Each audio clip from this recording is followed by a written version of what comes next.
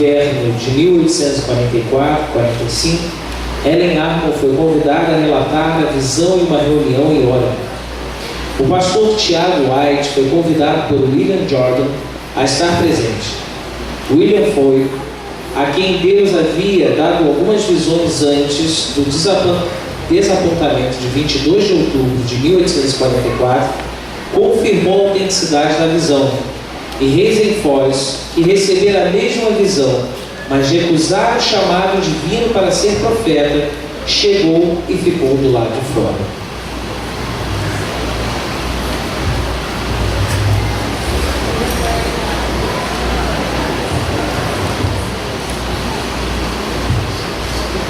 Bom dia, irmãos. Estávamos em oração, quando o poder de Deus me sobreveio como nunca havia sentido antes. O Espírito me sobreveio, parecia estar cercado de luz, e pareceu-me estar subindo mais alto e mais alto da terra escura. Volte-me para o povo do advento no mundo, mas não pude achar.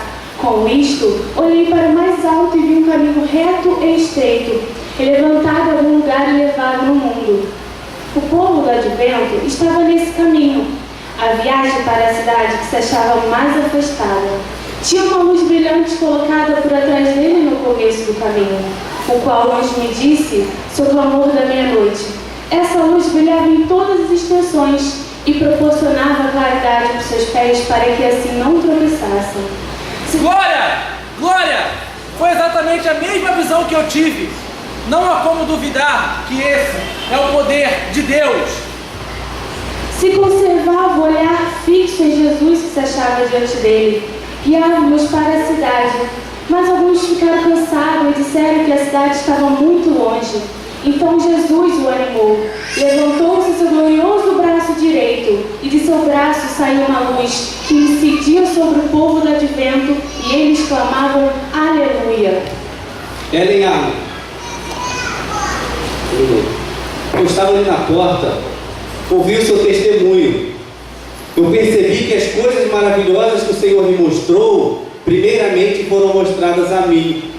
Mas por 2 vezes eu recusei o chamado de Deus para ser profeta.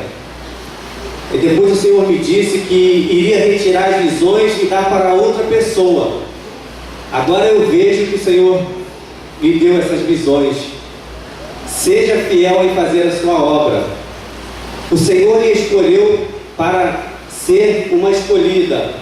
Ah, Ellen, seja fiel, porque as visões que eu poderia ter tido, você a receberá. Eu sou um homem perdido. Eu sou um homem perdido. Eu perdi a salvação.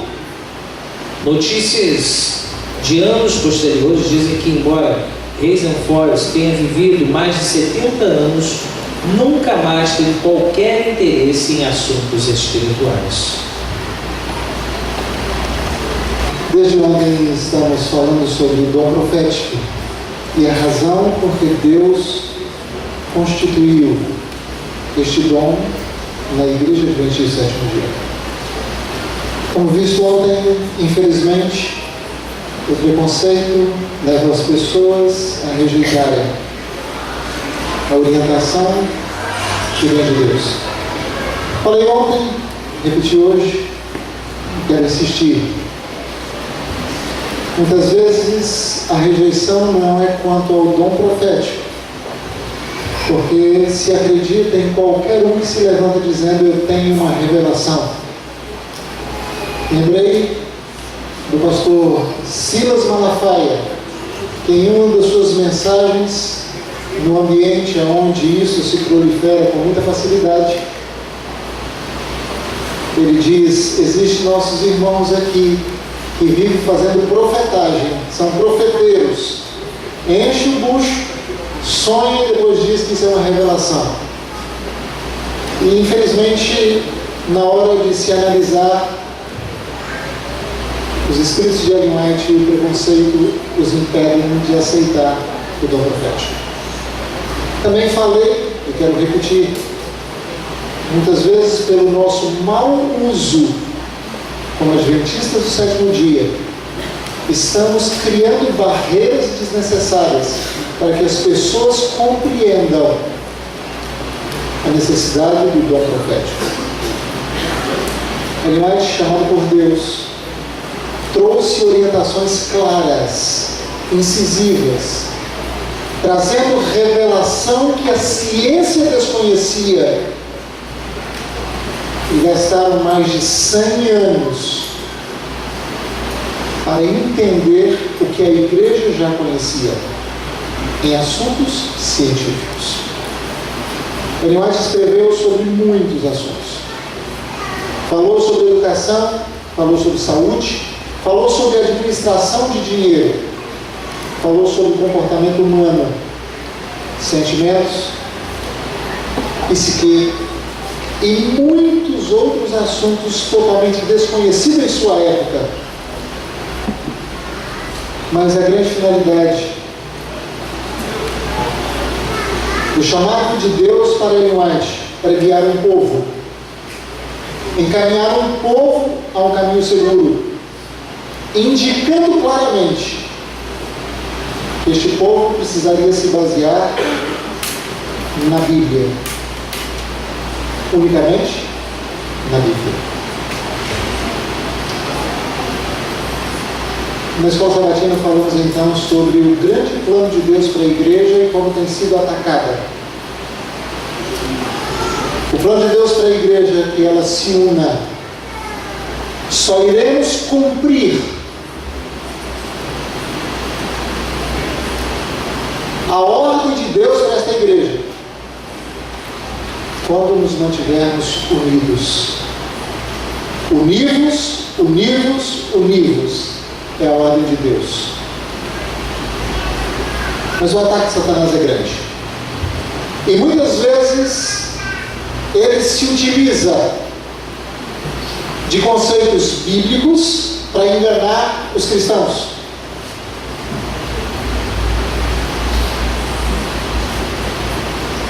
E Pedro fala sobre isso. Como as pessoas estavam se utilizando dos escritos de Paulo e usando de forma distorcida, estavam causando problemas para a sua própria perdição. Não diferente, há pessoas também que se utilizam disso nos escritos de Ellen White. Mas quero introduzir a mensagem de hoje fazendo uma pequena experiência, se você me permitir, pastor, fazer essa experiência com a sua igreja.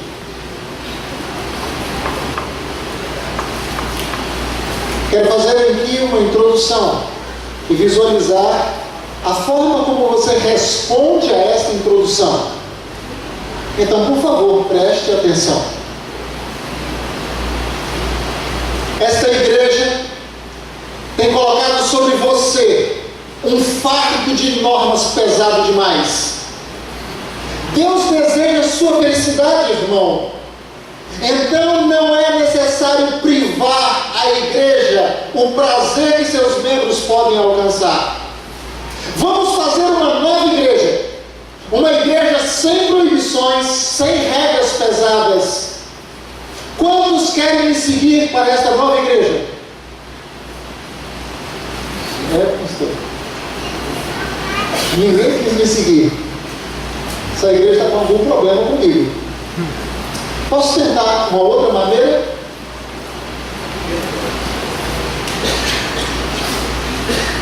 Uma nova introdução. Meus irmãos, há um grande conflito entre o bem e o mal. Cristo, o nosso general, nos chamou para travar uma batalha contra o mal e contra o pecado. Devemos em Cristo buscar pureza e santidade. Lembrem-se, Satanás estará constantemente tentando destruir-nos. Busquemos o poder de Cristo que nos dá a vitória. Quantos desejam se unir a Cristo neste combate? Melhorou, pastor, o apelo agora. Mas posso tentar um terceiro? Uma terceira introdução. Meus irmãos, Vocês sabem o quanto eu amo esta igreja.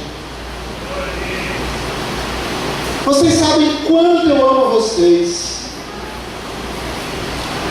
O meu maior desejo é ver esta igreja pura, imaculada e santa, como descreve Apocalipse 14. Se existe um erro em mim, é o de desejar ser fiel a Deus. Mas aqueles que ignoram a verdade clara estão se levantando em oposição a mim. Tem sido muito difícil, irmãos, suportar a perseguição que se levanta no nosso próprio arraial. Até os meus colegas pastores estão contra mim. Hoje me ignoram só porque eu quero andar na luz. Irmãos, cuidado. Logo, logo se acenderão as fogueiras novamente. Mas aguentem firmes. Não desistam da fé por nada. 3 introduções. 3 apelos. Mas eu quero fazer uma pergunta. Dessas 3 introduções, qual a que Satanás se utiliza? Dessas 3, qual a que Satanás utiliza? A primeira? Errado. A terceira. A terceira? Por que a terceira? Não adianta só responder a resposta certa, tem que dizer por quê. Mas vamos lá. O que tinha na primeira que faz com que Satanás não se utilize? Para enganar.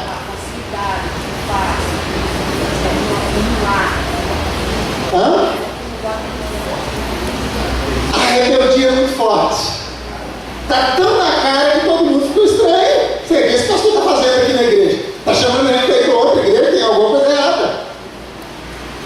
Porque quando o negócio é muito claro, não engana. Não engana.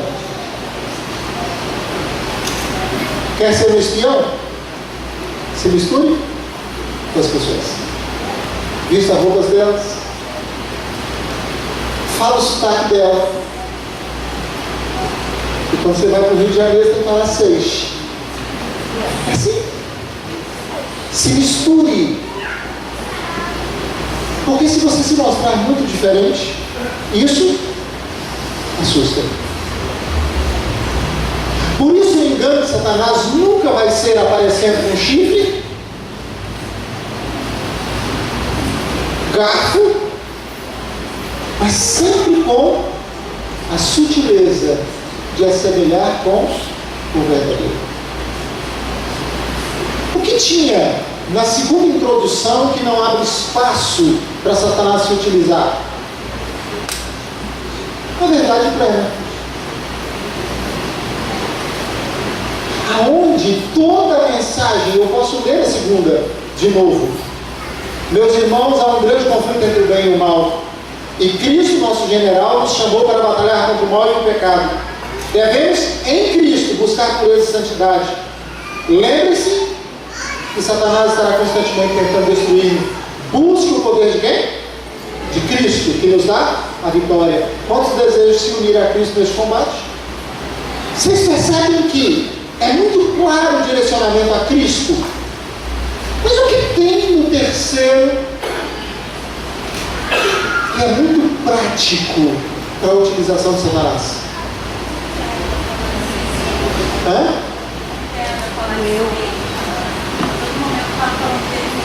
A todo momento estava falando de si mesmo. Vou ler de novo.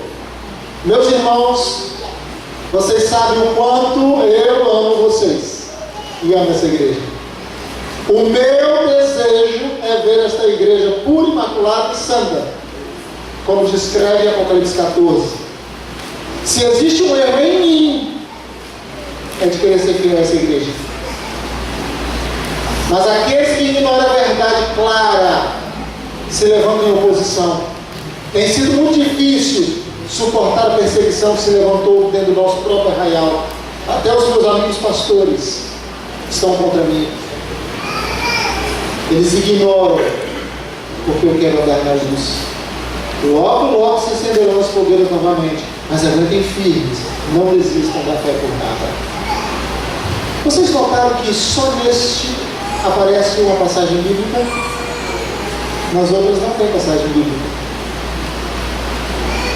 Vocês percebem que está centrada no eu, mas não é só centrada no eu, mas é centrada no eu como vítima.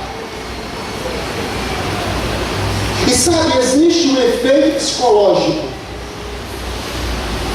Existe um efeito psicológico que é muito utilizado por Satanás.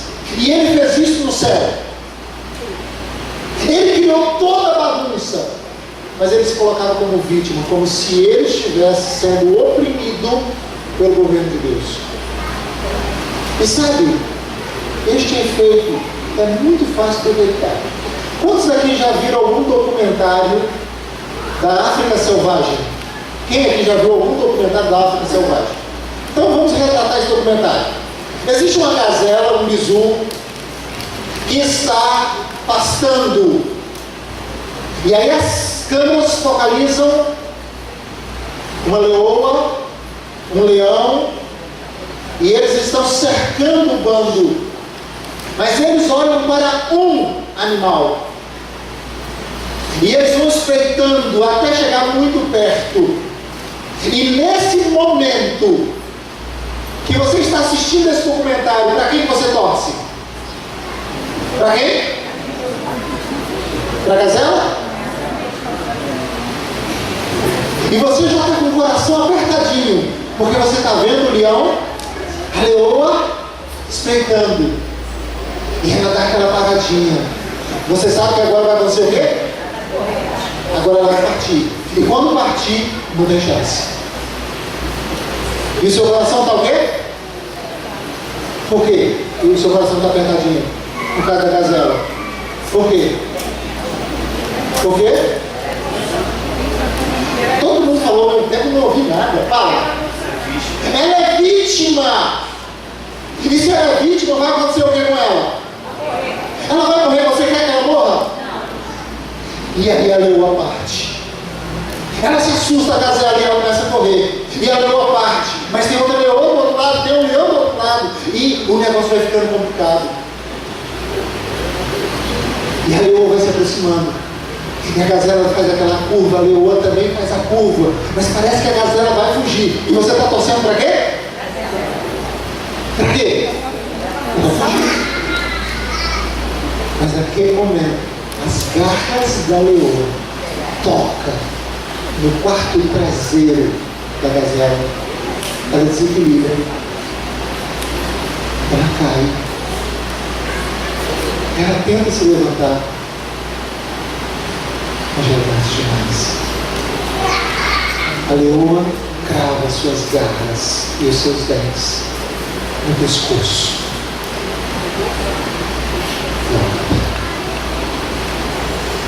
Por que você torceu para a gazela? Porque ela é vítima, para que ela não morra. Mas se a leoa não pegar a gazela, quem morre é a leoa.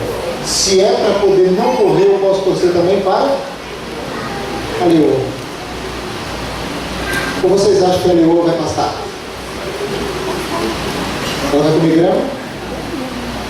A única maneira dela sobreviver é o quê? É triste o que aconteceu na natureza por causa do pecado. Mas se eu posso torcer por causa da vida, eu também posso torcer para a leoa. Mas por que nós não torcemos para a leoa?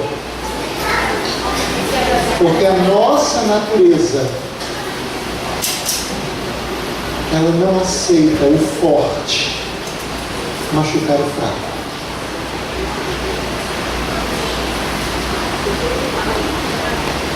Pergunta rápida. Seu colega foi demitido, quem é o culpado? O patrão. Por que o patrão? Por que o patrão? Você não quer nem saber porque o infeliz foi demitido. Mas se ele foi demitido, a culpa é do patrão, tadinho da família. Você não quer saber o que ele roubou na empresa, você não quer saber a preguiça que ele fez, como que ele dormiu. Mas nós torcemos sempre a quem? O mais fraco. Isso é muito natural. Houve uma troca de tiros. 10 bandidos foram mortos. Quem é o culpado? A polícia. Porque ela é a ordem. Ninguém está se importando que eles estavam extremamente armados, com fuzil. Que quem estivesse na frente deles, eles matariam sem nem pensar. Mas sempre a tendência é estarmos contra o forte e a favor do fraco. Satanás se utilizou disto no céu e se utiliza na terra. Qualquer um que se levanta contra uma organização e se coloca como vítima, automaticamente conquista o coração. E foi exatamente neste ponto, bem percebido, que eu coloquei e mudei a minha entonação, dizendo: meus irmãos, vocês sabem o quanto eu amo vocês. Até a entonação, para me mostrar como vítima. Vocês perceberam que neste terceiro eu não pedi para levantar a mão no apelo, mas eu fiz um apelo, porque eu termino: aguentem firme. Isso é o quê? É um apelo. Não desistam por nada. Isso é um apelo. E dessa forma, muitos têm se levantado contra a igreja.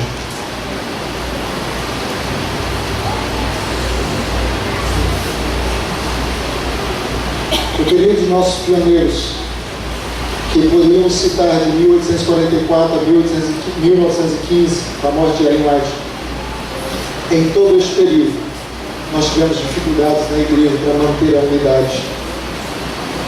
Falei, vou repetir, a igreja não tinha nome, mas já havia dissidência.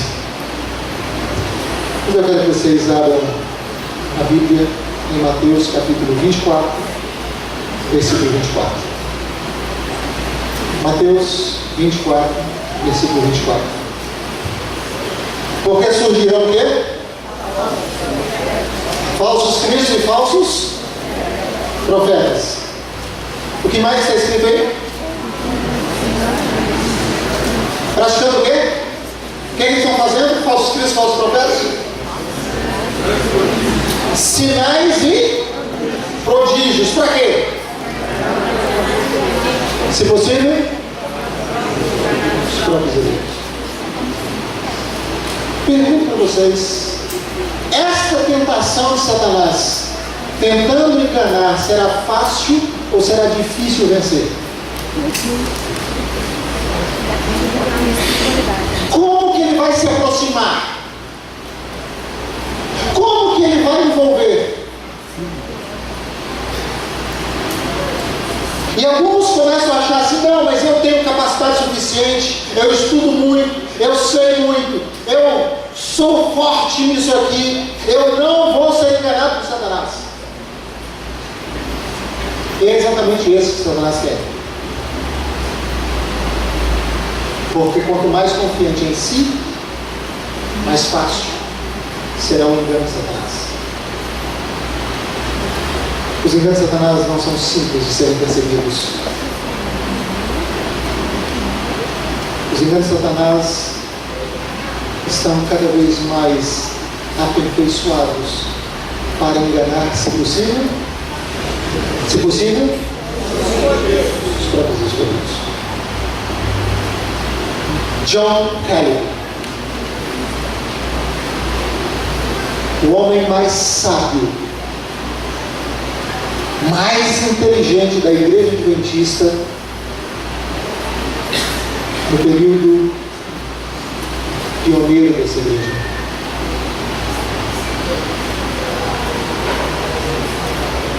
Este homem tinha uma capacidade tão grande tão intensa,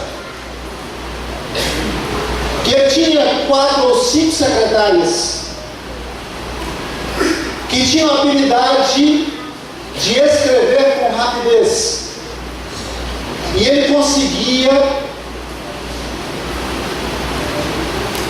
ditar 4 ou 5 cartas diferentes para pessoas diferentes, para 5 secretárias ao mesmo tempo, sem perguntar para a primeira: aonde que eu parei?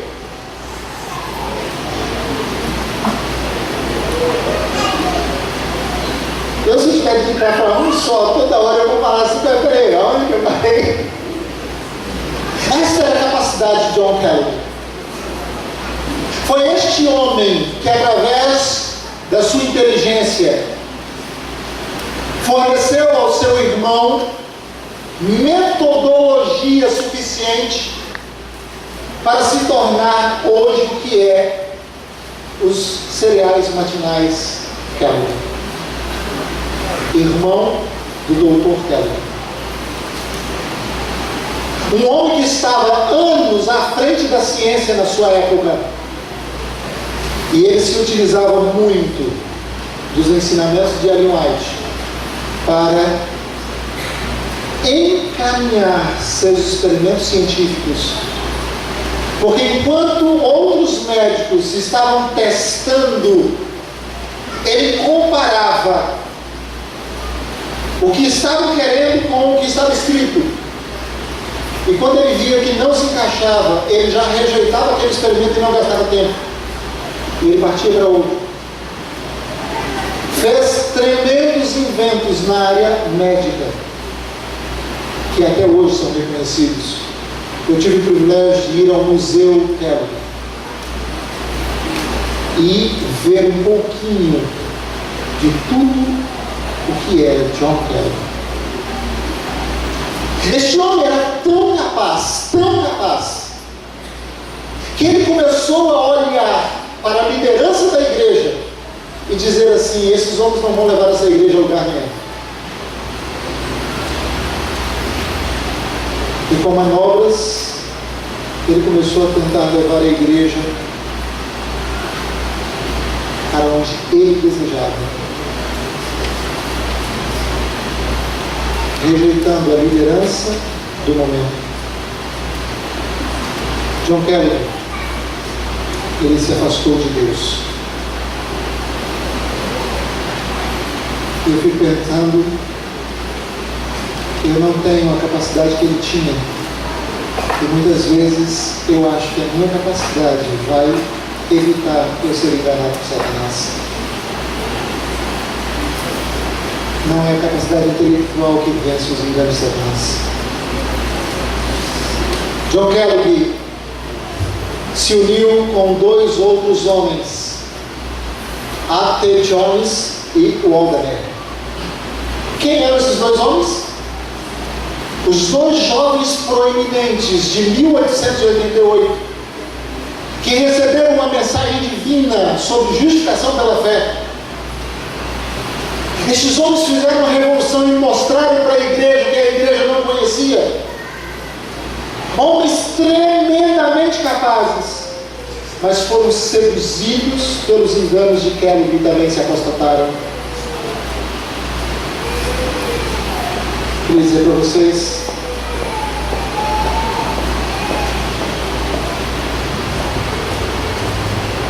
não há escapatória quando se baseia a vitória sobre Satanás e os seus enganos na capacidade humana. Porém, no livro Mensagens Escolhidas, volume 1, página 197, Ellen White diz assim: não vos enganeis, muitos se afastarão da fé, dando ouvidos a espíritos sedutores e doutrinas de demônio.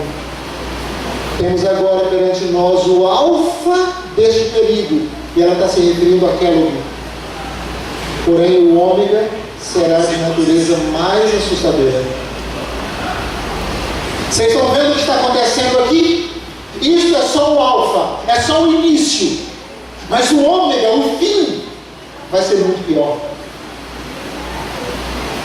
A igreja de Bear Creek, quando iniciou o processo de apostasia de Calvin, Jones e Wagner, que arrastou muitos outros, principalmente por causa da capacidade deles,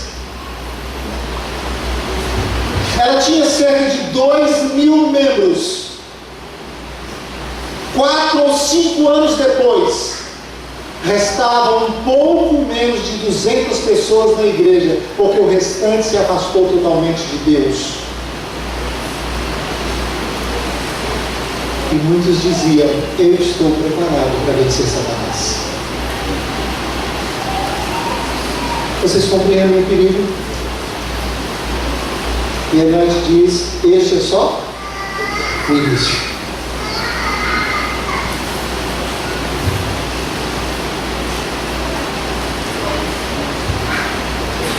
Eu estava fazendo teológico. O ano de 1991. Naquele ano, o Brasil começou a ouvir uma mensagem que já estava sendo proclamada de forma muito tímida aqui no Rio de Janeiro. Eu estava em São Paulo, fui visitar o Espírito Santo, que é a minha terra, e eu comecei a ouvir essa mensagem. Quando eu cheguei no teológico de volta, alguns alunos de teologia estavam estudando este assunto. O livro que chegou em minhas mãos, o título era Contagem Regressiva, ano 2000. Lembram deste livro? Este livro tinha por autor Diógenes L. de Oliveira.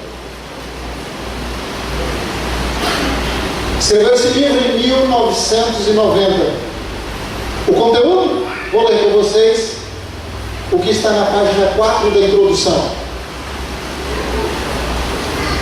Preparo-me agora devidamente, com muita alegria, escreveu Diógenes, para receber a chuva serôdia do Espírito Santo que começará em outubro de 1992. Isso era o ano de 90. Daí a 2 anos, cairia então a chuva do Espírito Santo, a chuva serôdia. Por ocasião da festa dos tabernáculos. Este acontecimento é tão importante para o povo de Deus como a vinda de Jesus em outubro do ano 2000. É o Espírito Santo quem nos capacitará a dar o alto clamor e estarmos em pé diante de Deus, sem pecado, durante o último ano no qual não teremos mediador. Quero fazer uma pergunta para vocês. Diógenes estava certo ou errado? Diógenes estava certo ou errado? Como que vocês têm certeza? Como que vocês têm certeza? Todo mundo falou ao mesmo tempo e não entende nada. Por quê?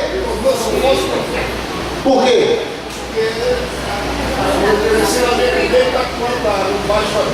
Não baixa a Bíblia? É uma resposta certa, mas não é essa que eu quero. Ele está aqui hoje. Porque ele disse que a chuva serôdia seria em 92 e não aconteceu. Ele disse que Jesus voltaria em outubro do ano 2000 e nós estamos em que ano? 17. Quantos anos já se passaram? 17 não, porque ele descreveu nisso antes de 92 chegar. Vocês estão vendo o problema? Agora é fácil para vocês dizerem hoje, em 2017, que Diógenes estava errado na década de 90. Porque já passou. Mas talvez alguns de vocês se lembram, os mais velhos, do que aconteceu no início da década de 90.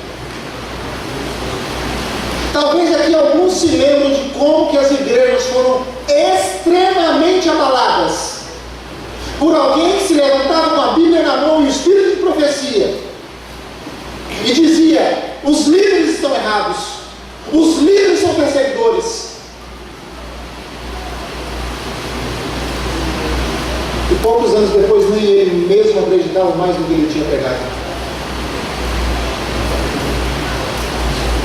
A mensagem de Diógenes vinha de Deus, mas ele usava a Bíblia e ele usava o espírito de profecia. Hoje vocês dizerem que não vinha de Deus é fácil, Mas quantos dos nossos irmãos acreditaram e hoje estão totalmente afastados de Deus, não crendo em mais nada? Talvez vocês conheçam um amigo, talvez vocês foram envolvidos e graças a Deus estão aqui hoje, mas por misericórdia de Deus. Os enganos de Satanás não serão simples. E o grande problema é que Satanás sempre vai se utilizar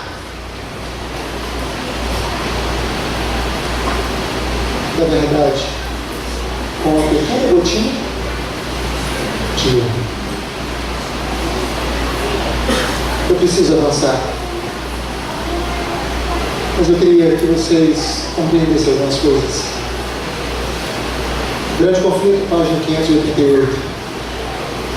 Mas o fato de um movimento para estabelecer o erro se encontra ligado a uma obra que em si mesma é boa, não é argumento em favor do erro.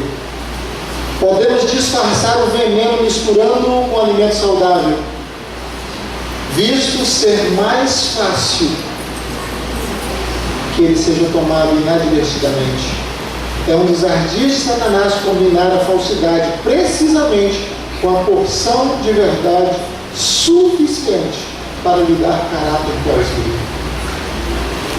O grande problema é que Satanás se utiliza da Bíblia para tentar enganar as pessoas.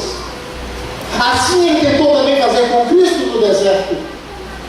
Ele se utilizou da Bíblia e ele disse que está escrito.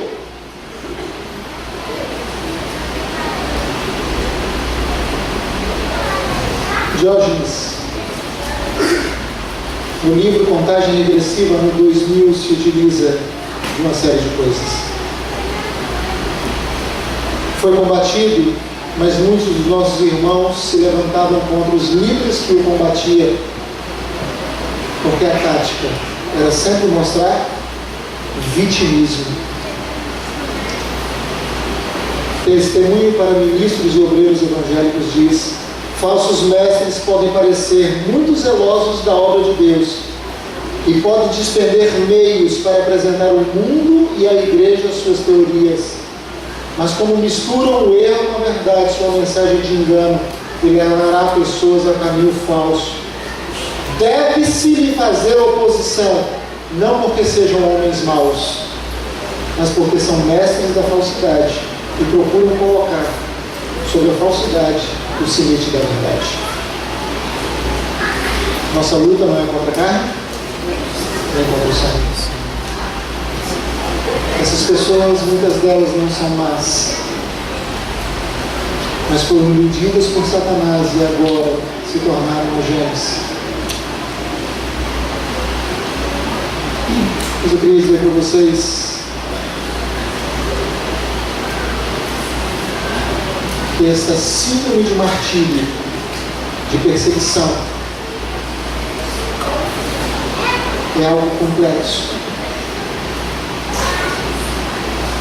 Vou mostrar algumas coisas na página 4 do livro Contagem Regressiva, ano 2000. Diógenes diz o seguinte: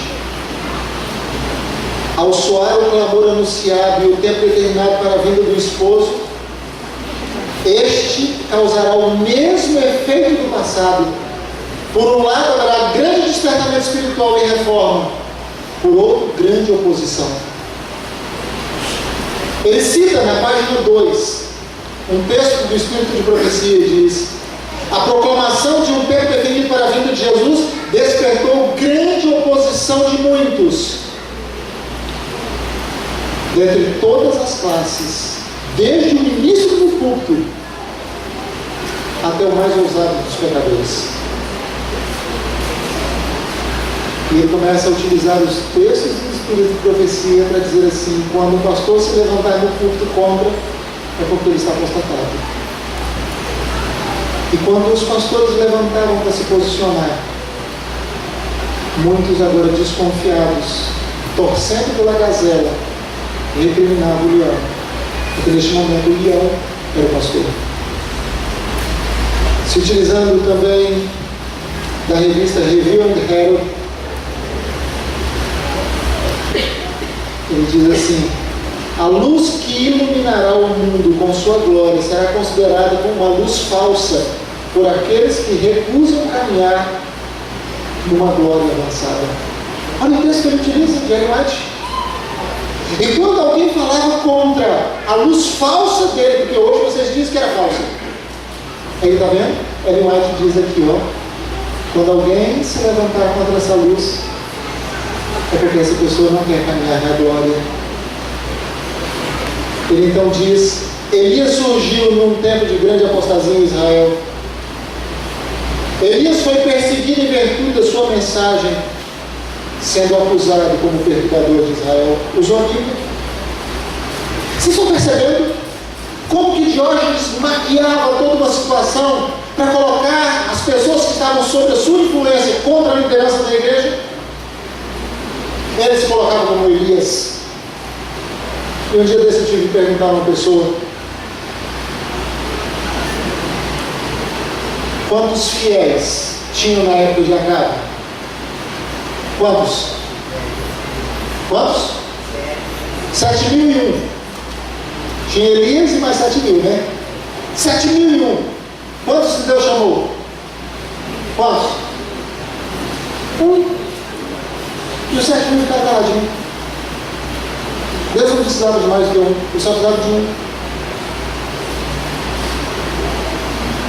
Mas a pergunta que eu fiz é a seguinte: por que você se auto-intitula esse um?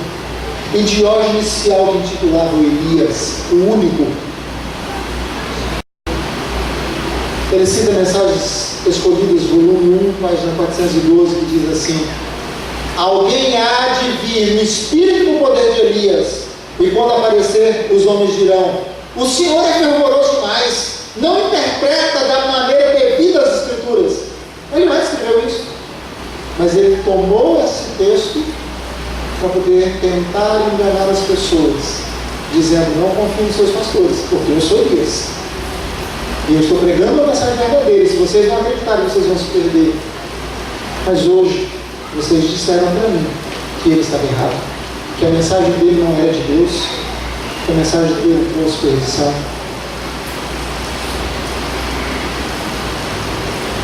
Mas olha, enquanto ele se agarrava a esses textos para dar base à sua mensagem, ele esquecia de outros textos de Ellen White. Por exemplo, erguem-se continuamente pequenos grupos que creem que Deus está unicamente com os poucos e os dispersos, e a sua influência para derribar e espalhar os que servos de Deus constroem. Toda a mensagem de Diógenes foi para quê? Unicamente para derribar e espalhar aquilo que os servos de Deus estavam construindo. O texto continua e diz: fazendo todos uma obra especial para o inimigo, e todavia pretendendo possuir a verdade. Diógenes pretendia ter a verdade, mas infelizmente estava fazendo uma obra especial para o inimigo. Enfraqueceu igrejas aqui no nosso campo, que até hoje não conseguiram se erguer novamente. Talvez vocês conheçam algumas dessas igrejas. Ellen White diz ainda: surge um homem com ideias extravagantes, errôneas, e pretende que Deus o enviou com nova e gloriosa luz, e todos devem crer no que ele apresenta. Alguns que não têm a fé estabelecida, que não se acham subordinados ao corpo de crentes, à igreja, mas andam flutuando daqui para ali, sem âncora que os firme, recebe aquele vento de doutrina. Sua luz resplandece de molde ao que o mundo se afasta deles, desgostosos, e os aborrece. Então, ele se coloca de maneira blasfema ao lado de Cristo, pretendendo que o mundo aborrece da mesma maneira com que aborreceu a Cristo. Ao mesmo tempo que ele pega um texto, ele não olha o outro que o repreende. Diógenes se utilizou muito de ataques contra a liderança. Os homens, ele cita Ellen White, mais talentosos não foram os primeiros a receberem. Vocês estão confiando em pastores? Mas olha o que a Ellen White diz. Quando a verdade veio, não foram os pastores que receberam primeiro, foram os mais simples. Isso está escrito no livro dele, Contagem Regressiva, ano 2000, página 1 e página 2. Mas a Ellen White diz o seguinte: os que se põem a proclamar uma mensagem sobre sua responsabilidade pessoal e que ao mesmo tempo que declaram ser ensinados e guiados por Deus, constitui sua obra derribar aquilo que durante anos Deus tem estado a erguer. Não estão cumprindo a vontade de Deus, não os creais, porão a ridícula ordem estabelecida no pastorado, considerando-a um sistema eclesiástico imperialista. Afastai-vos destes, não tenhais comunhão com sua mensagem, porque muito que eles citem os testemunhos, e atrás deles se estrincherem, não os recebais, pois Deus não os incumbiu nesta obra. Ele pegava o texto de Ellen White, mas ele esquecia do outro que o condenava. Infelizmente, isso aconteceu durante muito tempo na igreja. Queria dizer para vocês, o grande problema é a pergunta: a quem Satanás está buscando? Eu estou caminhando para o final. Nesse livro Contagem Regressiva, em 2000, o prefácio dele foi feito por um pastor adventista. O nome dele é Graciano Correia Gomes Júnior. Lembra? Alguns aqui talvez conheceram. Pastor Graciano Correia Gomes Júnior, ele tinha mestrado em teologia, era um homem de sabedoria, era um homem de experiência. Eu vou ler o que ele escreveu no prefácio do livro que eu estou citando para vocês, de Diógenes, que vocês disseram que não tinha verdade. O pastor Graciano diz assim: meu agradecimento ao Criador dos céus, da terra e do mar, pela mensagem que por 1 ano e meio sacudiu meu coração e só me fez efeito, dando-me paz, quando acreditei e me entreguei sem nenhuma reserva nas mãos de Jesus, em contínua comunhão e vitória sobre a minha vida. Assim, o pastor Graciano prefaceia o livro Contagem Regressiva, ano 2000. Neste pequeno parágrafo ele diz: durante 1 ano e meio eu relutei em acreditar nessa mensagem, mas depois de 1 ano e meio eu acreditei. Ele diz que quando ele acreditou, ele se colocou inteiramente nas mãos de Cristo, em contínua comunhão e vitória. Eu quero perguntar para vocês: ele estava se colocando nas mãos de Cristo? Ele estava acreditando nas mensagens de Diógenes? Ele estava colocando nas mãos de Cristo? Não.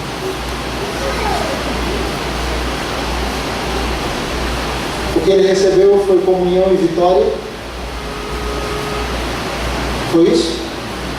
Não. Eu me encontrei com a ex-esposa do pastor Graciano. Ela não aceitou as mensagens de Diógenes. A convicção dele era tão grande de que ela estava em apostasia e de que ele estava com Cristo, que ele largou o ministério. Insistiram, não foi, pastor? Para ele ficar. Insistiram para ele parar um pouquinho, para ele poder entender. Mas a convicção dele era tão grande que ele deixou o ministério. Ele abandonou a esposa, porque ele acreditava que Cristo voltaria em outubro do ano 2000. E ele não podia perder tempo com uma mulher apostatada que não aceitava as verdades de Deus. Este homem era sincero? Vocês têm dúvida da sinceridade dele? Eu não tenho. Mas eu choro por saber que a decepção foi tão grande que não temos como medir a destruição desta mensagem de Diógenes na vida do pastor Graciano Gomes. Vocês acham que os inversos de Satanás são fáceis? Eu quero ler um texto para vocês.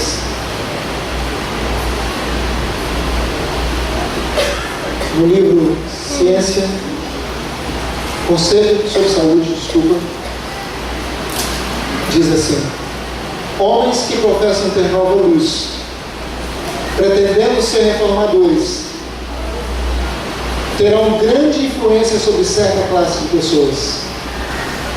Quais são as pessoas? O texto diz: pessoas convencidas das heresias que existem no século presente, que não estão satisfeitas com a condição espiritual das igrejas, que têm um coração verdadeiro e sincero e desejam estas ver uma mudança para melhor, no sentido de alcançar uma norma mais alta.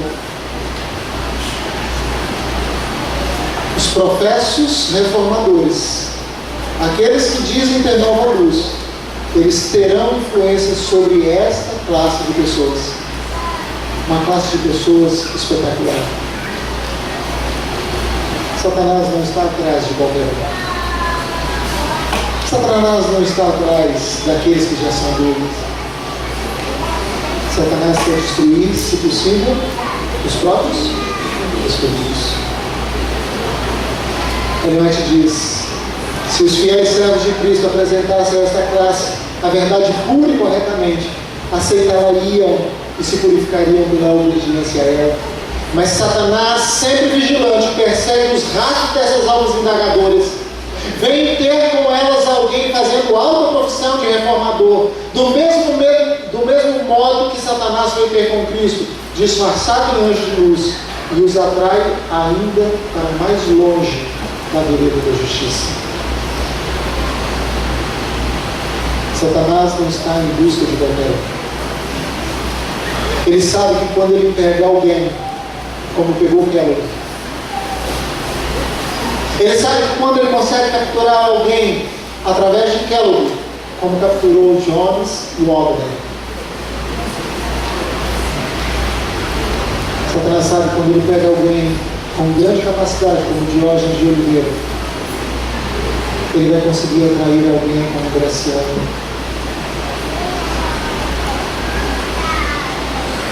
E quando ele pega estes líderes, eles conseguem arrastar multidões. A dissidência de Kellogg quase destruiu a igreja na sua época. A dissidência de Diógenes quase destruiu algumas igrejas dentro do Rio de Janeiro. Mas eu já viajei para o Rio Grande do Sul e algumas pessoas falaram: pastor, eu conheci essa mensagem, minha família se envolveu com esse problema. Eu viajei para o Nordeste e lá no Nordeste pessoas disseram: pastor, eu conheço essa mensagem, já vivenciamos o drama, a nossa igreja quase foi destruída pela mensagem de Diógenes. Estou lá em Minas Gerais, na cidade de Alfenas. Um líder da igreja, contrariando todo o desejo da associação, ele pagou Diógenes para ir em Alfenas. Um líder da igreja. A destruição foi tremenda, tremenda. Infelizmente, algumas pessoas nunca mais voltaram para Deus. Querem segurança? Não confie em vocês. Aquele que confia em si mesmo já pisou no laço do diabo. Surgirão falsos cristos e falsos profetas, fazendo sinais e prodígios para enganar, se possível, os próprios escolhidos. Porém, quando nós nos associamos com Cristo, somos revestidos por sua graça, nos submetemos com humildade, nos unimos. E quando nos unimos como irmãos, protegemos uns aos outros. E começamos a nos preparar verdadeiramente para o breve retorno de Jesus.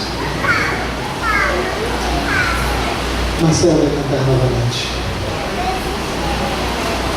A música que ela vai falar neste momento é um apelo para se aproximar de Cristo, para se unir a Cristo. Não podemos confiar em homens, não podemos confiar em nós mesmos. Precisamos confiar em Cristo e a Ele submeter. Se você deseja se unir a Cristo, se firmar em Cristo e receber o poder para vencer os enganos de Satanás, enquanto Marcelo estiver cantando, ore a Deus, se levante, porque eu quero também orar por você.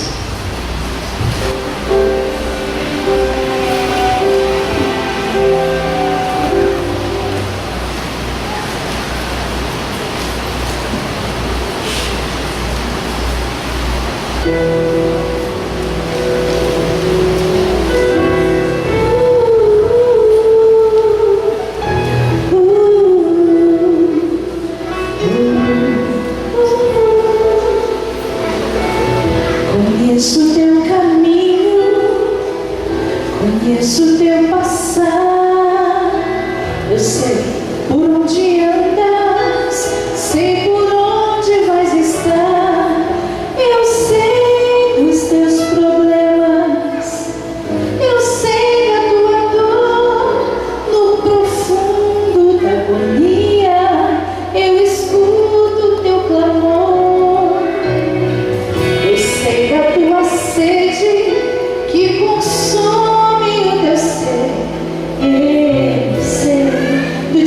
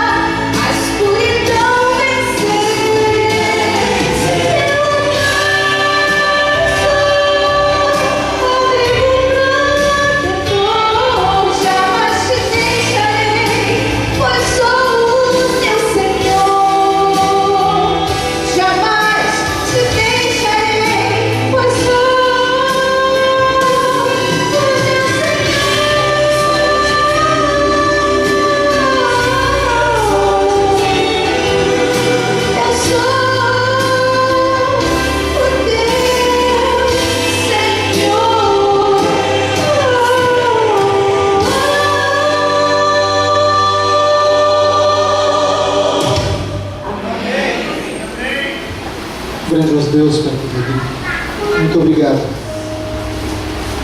Cristo prometeu que estaria conosco até a consumação dos séculos.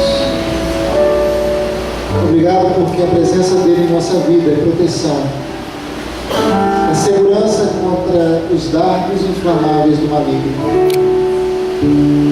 A presença dele nos abre os olhos para enxergarmos as ciladas, os laços. Com Deus não temos capacidade para vencer. Não temos sabedoria suficiente para perceber os enganos de Satanás. Mas temos Cristo, que é o nosso general, o vencedor de todas as batalhas, aquele que confrontou o inimigo e saiu vencedor. Queremos a vitória de Cristo em nossa vida.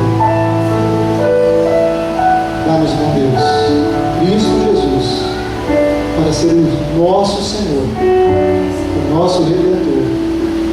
Pedimos por Jesus.